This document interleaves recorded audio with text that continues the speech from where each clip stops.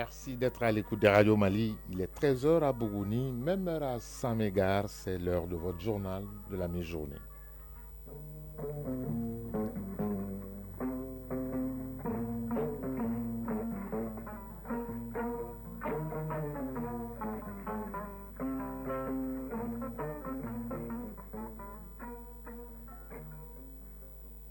Le journal Ousmane Daoud.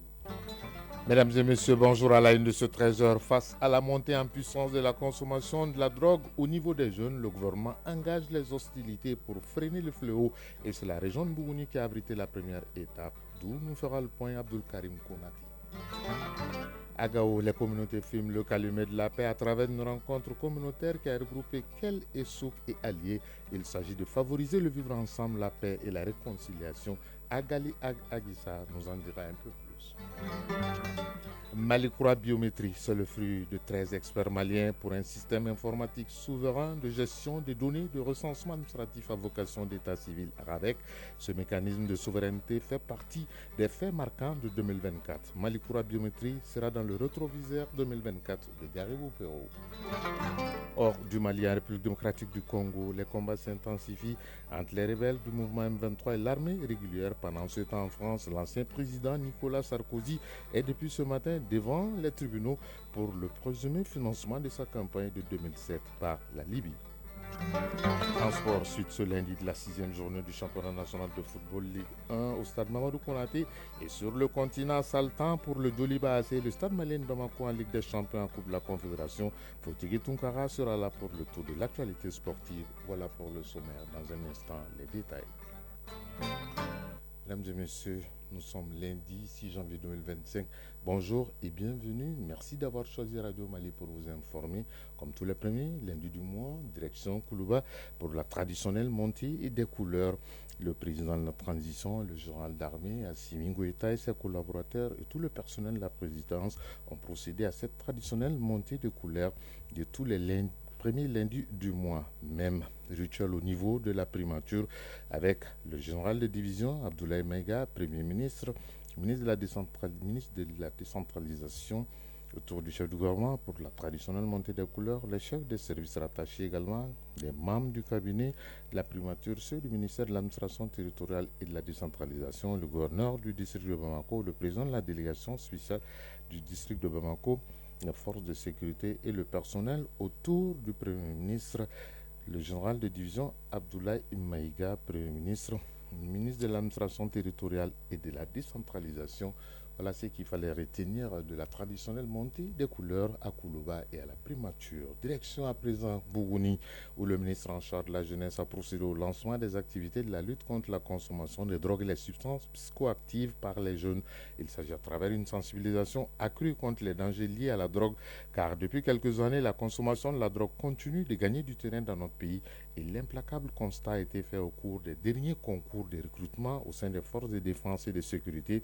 Tenez-vous bien, avec 2000 jeunes recalés avec des traces de drogue dans leur sang. À Bougouni, Abdul Karim Konate a suivi la cérémonie de lancement de cette campagne de sensibilisation contre la drogue. Stop à la drogue, une lutte commune pour une jeunesse épanouie. Voilà tout le sens d'une mission que le ministère de la Jeunesse et des Sports, chargé de l'instruction civique et de la construction citoyenne, entend désormais accomplir. Cette lutte intervient au moment où la consommation des drogues et des substances psychoactives par les jeunes prend une ampleur importante. Abdul Kassim Ibrahim Fomba, ministre de la Jeunesse et des Sports, chargé de l'instruction civique et de la construction citoyenne. Nous sommes dans le cadre de la sensibilisation sur les effets néfastes de la consommation de la drogue chez les jeunes. Comment c'est venu? C'est venu d'un constat. C'était un constat qui s'est déroulé lors d'un conseil des ministres.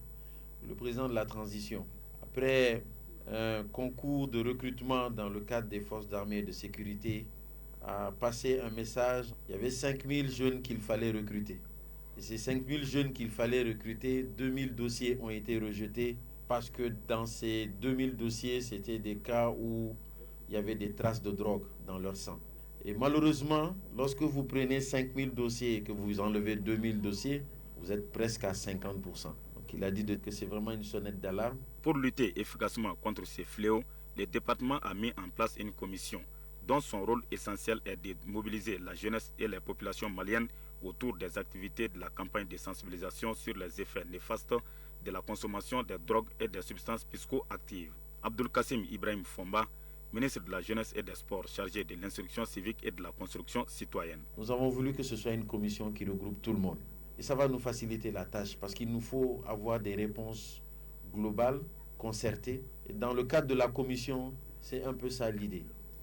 Nous, ce que nous pouvons dire aujourd'hui, c'est d'abord d'attirer l'attention de la jeunesse. Nous, ce qu'on nous a remonté par rapport à l'usage de la drogue, c'est que les jeunes le prennent pour oublier leurs soucis.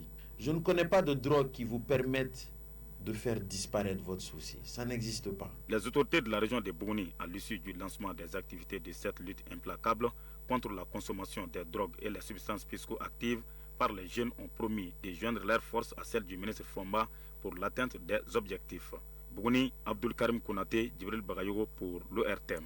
Mobilisons-nous tous ensemble pour lutter contre ce phénomène qui gangrène la jeunesse malienne, à savoir la lutte contre la drogue. Et cette mobilisation, elle est déjà active du côté de la cité des Askia à Gao, où les communautés, les souks, alliés et fidèles, entendent contribuer aux actions de paix et de réconciliation menées par les autorités de la transition. Dans ce cadre, une rencontre intercommunautaire parrainée par le ministre en charge de la réconciliation, le général de corps d'armée Ismaël Ouagé, s'est tenue dans la cité des Askia. Il s'agit pour les organisateurs de prôner la cohabitation pacifique entre les communautés, l'implication des légitimités traditionnelles dans la gestion des conflits intercommunautaires. De la cité des Askia à Gali Aguissa. La salle de conférence du gouvernorat de Gao, lieu de cette rencontre intercommunautaire, a refusé du monde. Une rencontre à travers laquelle les communautés Souk et alliés contribuent à la cohésion sociale et au vivre ensemble. Suleiman Aggal Mahmoud, président de la commission d'organisation. Que les souks ont toujours été fidèles à leur statut de bâtisseurs de paix, dévoués aux valeurs républicaines pour consolider les efforts et sacrifices consentis par les hautes autorités sous le leadership de son Excellence le général d'armée Assimi Goïta, président de la transition et chef de l'État. Chaque communauté et chaque citoyen doivent apporter leur pierre à l'édifice pour construire. Dans son discours de bienvenue, le coordinateur de la tribu Souk, Oufan, a salué la cohabitation pacifique entre les différentes communautés depuis des siècles. Un voisinage exemplaire empreint d'hospitalité et de paix, confirmé par les représentants des autres communautés qui se sont succédés au pupitre. Oumar Kouni, représentant administratif de l'équipe régionale d'appui à la réconciliation de Gao. Manifester solennellement leur soutien entier et total à la transition malienne, sensibiliser les communautés pour la consolidation de la paix et de la cohésion sociale, pour la vulgarisation et la réunification des valeurs sociétales traditionnelles. Les échanges axés sur la réconciliation et la cohésion entre les communautés du Mali ont été appréciés par le directeur du cabinet du gouverneur de Gao au nom du parrain de l'événement, Mamadou Diakté. Il s'est agi pour vous, au regard des différentes interventions, de soutenir sans réserve la transition. L'ordre du jour cadre parfaitement avec les objectifs du ministère de la Réconciliation nationale, de la paix et de la cohésion sociale. La rencontre, qui avait commencé par une lecture du Coran, a pris fin par une remise de cadeaux, dont un tableau et un sabre pour le ministre en charge de la réconciliation, le général du corps d'armée Ismaël Ouagé, parrain de cette rencontre intercommunautaire. Gao, Agali Aguissa, Alassane Ahmadou pour l'ORTM. Après Bougouni et Gao, retour à Bamako pour parler d'un titre de ce 13h de la mi-journée. Il s'agit bien sûr de Malikoura biométrique. L'année 2024 a été marquée au plan technologie par la construction de Malikoura biométrie. Le système a été présenté en février 2024 au général d'armée Assimi Goïta, président de la transition chef de l'État. C'est un système informatique souverain de gestion des données de recensement administratif à vocation d'état civil RAVEC. Il est le fruit de 13 experts maliens issus d'un comité technique de haut niveau mis en place par le ministère de l'administration territoriale et de la décentralisation. Éclairage rétrospectif sur la cérémonie de présentation de Malikoura biométrie dans un commentaire signé Garibou Pérou. Bloqué, verrouillé, saboté, donc pris en otage par une société française, le Mali a récupéré avec succès son système informatique souverain de gestion des données du recensement administratif à vocation d'état civil RAVEC. C'était au bout de plusieurs mois de bataille à intensité variée que finalement les experts nationaux ont gagné cette guerre de souveraineté numérique. Le trophée s'appelle Malicroix Biométrie. Après 3 semaines de travail intensif jour et nuit, mon équipe et moi avons pu récupérer tous les mots de passe de tous les serveurs. Nous avons également récupéré et sécurisé les données de la population malienne. Sur le plan logiciel, le temps de démarrage de Malicroix Biométrie est de 10 minutes, contre 45 minutes pour l'ancien système. Le temps d'arrêt également est de 30 minutes, contre 4 heures pour l'ancien système. Il n'y a pas de prestataire étranger pour les contrats de maintenance. Subitement, la société française avait interrompu sa prestation et puis elle a refusé d'honorer ses engagements en matière de transfert de compétences. C'était mal connaître le génie malien. Le système a été non seulement récupéré, mais en plus basculé sur Malicroix Biométrie. Tenez-vous bien, le dit basculement a coûté 0 francs CFA au budget d'État. Général de division Ablaye Maïga, Premier ministre, ministre de l'administration territoriale et de la décentralisation. À l'origine de cette initiative, je voudrais rappeler la réaction du coordinateur du projet. Il a affirmé que la prise en otage de la base de données était une humiliation pour les informaticiens maliens avant de proposer ces services de manière bénévole. À l'issue des travaux, une nouvelle application dénommée Malicroix Biométrie, soumise à votre approbation, a été conçue de manière autonome par des ingénieurs maliens entre le 2 octobre 2023 et le 16 décembre 2023. En plus de l'action bénévole des experts maliens qui ont accepté, par patriotisme, de travailler gratuitement, le basculement vers le nouveau système n'a eu aucune incidence budgétaire. Il est d'autant plus important de relever ces faits que l'offre la moins onéreuse pour mettre fin à cette prise d'otage qui nous a été proposée et pour laquelle le ministère de l'économie et des finances a été saisi s'élevait à environ 6 milliards de francs CFA pour un délai d'exécution de 6 mois, avec le risque de créer une nouvelle dépendance. Mais à ces patriotes, je voudrais les remercier en votre nom qui ont pu économiser et faire économiser 6 milliards de francs CFA à notre pays. L'affront proprement lavé, les noms des experts sont désormais sur la liste des patriotes. Tous les 13 ont été décorés hors caméra, chevaliers de l'ordre national par le président de la transition. Le général de division Ablaye Maïga, Premier ministre, ministre de l'administration territoriale et de la décentralisation. Conformément à vos orientations, Excellence Monsieur le Président de la transition, chef de l'État et surtout votre sage conseil, je cite, si tu veux quelque chose de grand, fais ce que tu n'as jamais fait. Les dangers désormais écartés, le système est contrôlé exclusivement par les nationaux. Le président Goïta vient ainsi d'inaugurer le boulevard de la souveraineté numérique. Malicroix Biométrie est un système moderne d'identification biométrique qui va contribuer à renforcer la sécurité intérieure et à rendre plus fiables nos documents administratifs. Pour aller vers le Mali numérique, j'invite les structures nationales à s'engager vers l'arrimage de leur base de données biométriques à Malicroix Biométrie, en tenant compte de leurs besoins spécifiques. Cela simplifiera les procédures administratives, renforcera la cohérence des informations et contribuera à lutter contre la fraude et la corruption. Un avenir plus sécurisé est le souhait du président Goïta. Il s'est adressé aux experts et par la même occasion à l'ensemble du peuple malien. Messieurs les experts nationaux, l'histoire retiendra que malgré les difficultés du moment, vous avez pu relever les défis. En effet, il est important de rappeler que nous sommes un peuple millénaire et résilient qui doit toujours croire en ses capacités. Nous avons ici, une fois de plus, la preuve que le Mali regorge des talents, des génies auxquels nous devons faire confiance. Dans le contexte de la mondialisation, la souveraineté numérique est cruciale. Si l'année écoulée a permis de récupérer les données du recensement administratif à vocation d'état civil, il faut s'attendre à d'autres prouesses en 2025, surtout qu'elle est décrétée année de culture. C'est une invite à la jeunesse qui doit épouser les valeurs culturelles, expression de notre souveraineté nationale. Il est 13h13 à Logo-Kakulu, région de Caille. L'actualité hors du pays, en République démocratique du Congo, les combats s'intensifient entre l'armée et le groupe rebelle M23 soutenu par le Rwanda au nord Kivu après la prise de la région de Massi.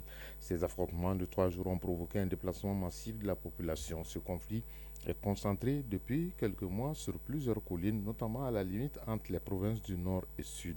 Kivu. Au Soudan, l'armée a donné samedi son accord à la médiation proposée par la Turquie pour tenter de mettre fin au conflit qui ravage le pays. L'annonce a été faite à l'issue d'une rencontre entre le général Abdel Fattah al-Burhan, chef des forces armées, et le vice-ministre des Affaires étrangères, Burmatan Douran. La Turquie propose également de mobiliser d'autres acteurs régionaux pour soutenir la paix. Au Mozambique, l'opposant Venancio Moudlan, en exil depuis octobre dernier, annonce son retour à Maputo jeudi prochain avant l'investiture du nouveau président Daniel Chapo du parti Frelimo prévu samedi. Depuis la proclamation des résultats des élections du 9 octobre dernier, il a dénoncé des fraudes, conteste sa défaite et lance régulièrement des appels à manifester qui ont d'ailleurs fait plusieurs morts. Le ministre chinois des Affaires étrangères Wang Yi a entamé hier et ce jusqu'au 11 janvier prochain une tournée diplomatique dans 4 pays africains, à savoir la Namibie, la République du Congo, le Nigeria et le Tchad. Cette tournée vise à entretenir un partenariat durable entre la Chine et le continent africain. Cette visite marque la 35e année consécutive où le chef de la diplomatie chinoise choisit l'Afrique comme première destination de l'année. Selon le ministère des Affaires étrangères chinois, ce déplacement reflète l'engagement de la Chine à répondre aux grands défis auxquels l'Afrique est confrontée, notamment le développement des infrastructures, la lutte contre la pauvreté et la promotion d'une croissance durable. En France, ce matin, le procès de l'ancien président Nicolas Sarkozy pour le financement de sa campagne de 2007 s'est ouvert au tribunal judiciaire de Paris. Il comparait avec 12 autres personnes, dont 3 de ses anciens ministres et proches, Éric Woerth, Claude Guéant et Brice Hortefeux. Ils sont jugés pour corruption, recel de détournement de fonds publics, financement illégal de la Libye et association de malfaiteurs. Dans ce procès, qui va durer 4 mois, Nicolas Sarkozy risque jusqu'à 10 ans de prison et une inéligibilité à vie. Dans un instant, le sport.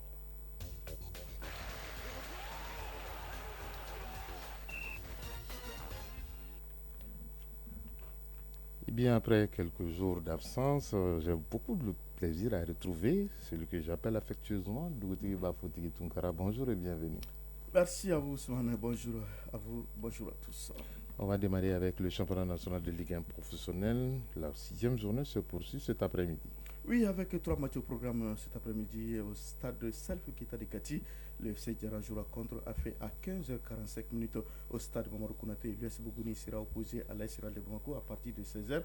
Puis à 18h, le 11 créateur de Niarela sera face à l'Espace.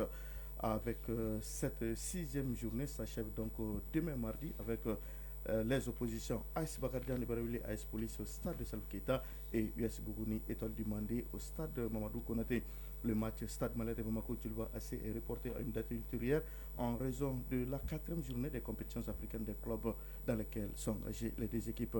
Pour rappel, en ouverture de cette 6e journée samedi, le Binga FC a dominé l'ASCO par des scores de 2-1. Vous en parlez, on va donc arriver à cette compétition africaine des clubs. Sale temps pour nos 2 clubs maliens. Tout d'abord, en Coupe de la Confédération, le Stade malien de Bamako est tombé à domicile hier devant la Renaissance sportive de Berkane, 1-0. Oui, belle opération des visiteurs qui valident en déplacement à Bamako leur qualification pour les quarts de finale de la Coupe de la Confédération. En match comptant pour la 4e journée du groupe B hier au stade du 26 mars de Irimadio, le Stade malais de Bamako a perdu 1-0 contre la Renaissance sportive de Berkane. Une défaite qui déclasse le Stade malais de Bamako. Les Blancs tombent de la 2e à la 3e place. L'entraîneur du stade a le dos large pour tout endosser et jette des fleurs d'air à ses joueurs qu'il surcote. Je vous invite à suivre la conférence de presse. Je vous invite donc à suivre en conférence de presse après match Mamtoukane Mourlé au micro de Salfou Drago. Un match compliqué, difficile. Des entames de jeu, j'ai dit ça. Mais aujourd'hui, je ne peux rien reprocher à mes joueurs. Tout ce qui n'a pas marché, peut-être c'est moi. Mais je l'assume. Je les félicite pour le courage, la détermination, l'engagement qu'ils m'ont donné. Ça veut dire que cette équipe, malgré les défis techniques, cette équipe peut remporter la Coupe d'Afrique. Je vous le dis. C'est difficile. C'est difficile aujourd'hui. C'est l'équipe qui nous gagne des points. C'est ça qui me fait très mal, très mal. Mais ça fait partie du football. Ils sont ensemble plus de 5 ans. Voilà, Mamtoukane Mourlé qui pense que son équipe peut remporter cette Coupe d'Afrique. En tout cas, que de regrets quand même.